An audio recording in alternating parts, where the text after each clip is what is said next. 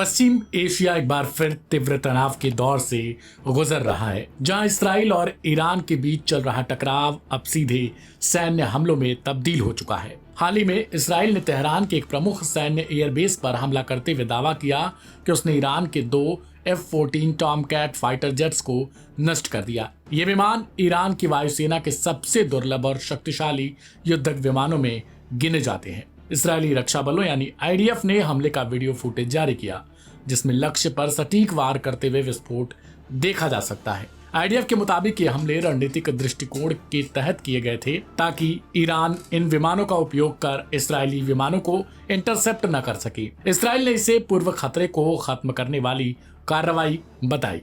Iran की ओर से इस पर जवाब दिया गया कि ये फेक जेट उसने रखे थे ताकि दुश्मन उससे भ्रमित हो सके। इस्राएली डिफेंस फोर्सेज यानी IDF ने दावा किया कि उसने तेहरान के मुख्य अंतर्राष्ट्रीय हवाई अड्डे पर ईरान के 2 F-14 टॉमकैट लड़ाकू विमानों को निशाना बनाकर नष्ट कर दिया।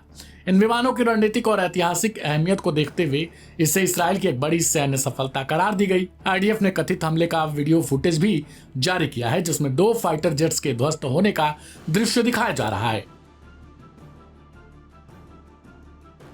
इस्राएली सेना का दावा है कि इन विमानों को इसलिए निशाना बनाया गया क्योंकि वे इस्राएली विमानों की संभावित जवाबी कार्रवाई में बाधा बन सकते थे। इस हमले के तुरंत बाद ईरानी सरकार ने प्रतिक्रिया देते हुए कहा, तेहरान एयरपोर्ट पर खड़े F-14 जेट्स असली नहीं थे, बल्कि वे डमी यानी नकली विमान थे जो दुश्मन को भ्रमित करने के लिए रखे गए थे। Aim right, achieve big. At KR Mangalam University, we provide you the platform to turn your dreams into reality. At KR Mangalam University. ईरानी रक्षा मंत्रालय ने इसराइल पर तंज कसते हुए कहा, हमें खुशी है कि इस्राएली खुफिया एजेंसियां प्लास्टिक और लकड़ी के पुतलों पर मिसाइल खर्च कर रही हैं। इस बयान के बाद पूरे मध्य पूर्व में ये चर्चा शुरू हो गई कि क्या इसराइल सच में धोखे का शिकार हो गया था या सिर्फ ईरान की रणनीतिक बयानबाजी है। इस घटना से पहले और बाद में भी दोनों देशों के बीच ड्रोन और मिसाइल हमलों का ताबड़तोड़ सिलसिला जारी है। इसराइल ने सीरिया और इराक के कुछ ईरानी समर्थित ठिकानों को भी निशाना बनाया। वहीं ईरान ने दावा किया है कि उसने इस्राएली सैन्य अड्डों पर ड्रोन हमले किए हैं। इसके अलावा दोनों पक्षों के बीच साइबर हमलों और जासूसी अभियानों की खबरें भी तेजी से आ रही हैं, जिससे इस संघर्ष का मोर्चा और अधिक व्यापक हो गया। इस पूरे घटनाक्रम ने मध्य पूर्व की स्थिरता पर गंभीर सवाल खड़े कर दिए। संयुक्त राष्ट्र अमेरिका, रूस और यूरोपीय संघ भी इस तनाव को कम करने की अपील कर रहे हैं। तेल की कीमतों में तेजी से बढ़ोतरी देखी गई और वैश्विक बाजारों में अनिश्चितता बढ़ चुकी है। नागरिकों में डर का माहौल है। तेहरान से हजारों लोगों के पलायन की खबरें आ रही हैं। इसराइल और ईरान के बीच यह नया टकराव सिर्फ एक जेट स्ट्राइक या फर्जी प्लेन तक सीमित नहीं, यह एक बड़े और गहरे रणनीतिक संघर्ष का हिस्सा है जो लगातार उग्र होता जा रहा है। आने वाले दिनों में यदि कोई सुलह या मध्यस्थता नहीं होती है तो यह क्षेत्र एक खुले युद्ध की तरफ बढ़ सकता है, जिससे परिणाम समूचे विश्व पर असर डाल सकते हैं। इस रिपोर्ट में इतना ही।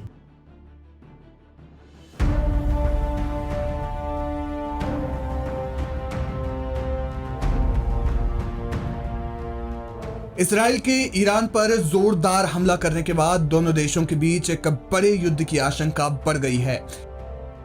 कहा जा रहा है कि ईरान एक बड़ी जवाबी कार्रवाई की तैयारी कर रहा है, ऐसी कार्रवाई जो संभवतः इसराइल पर बड़ा कहर बरपा सकती है। लेकिन इसी बीच दुनिया भर में तेल को लेकर चिंताएं बढ़ गई हैं, क्योंकि ये कयास लगाए जा रहे हैं कि ईरान हुर्मुज जलडमरू मध्य यानी स्ट्रेट ऑफ हुर्मुज को बंद कर देगा, जो दुनिया भर में तेल का एक बहुत बड़ा रास्ता है। ईरान के पास यही एक सबसे बड़ा हथियार है जिससे वो न सिर्फ इसराइल को बल्कि पूरी दुनिया को नुकसान पहुंचा सकता है, या ये कहें कि पूरी दुनिया को अपने इशारों पर नचा सकता है।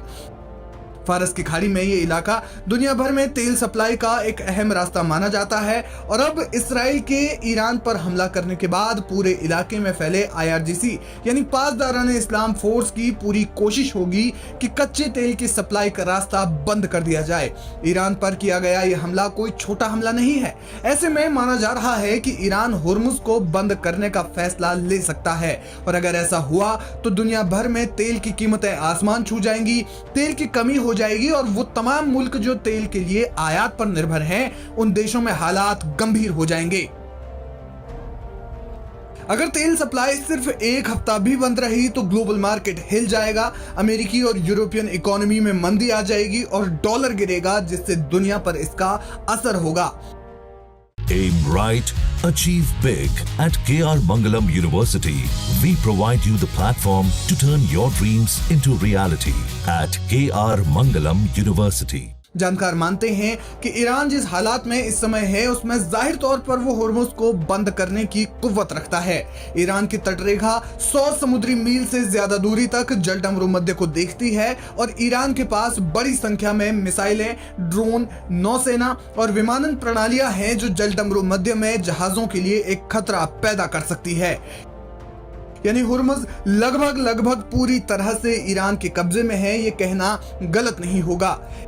ईरान ने बड़े न सही लेकिन अगर छोटे हमले भी इस दौरान किए तो ये छोटे हमले भी शिपिंग रूट को पूरी तरह से बंद करने के लिए पर्याप्त हो सकते हैं।